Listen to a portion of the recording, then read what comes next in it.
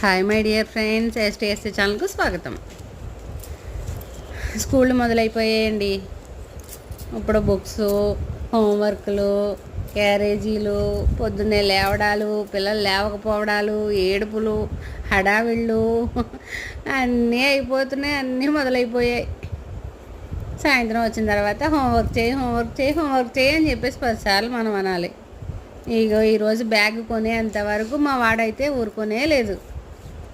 వచ్చిన తర్వాత బ్యాగులు 2 పక్కన పెట్టుకుని హోంవర్క్ ఫినిష్ చేసుకుని అప్పుడు కొత్త బ్యాగ్లో బుక్స్ అన్నీ సర్దుకుంటానమ్మా అని చెప్పి కూర్చున్నాడు. పాపం వెర్రవెదవ.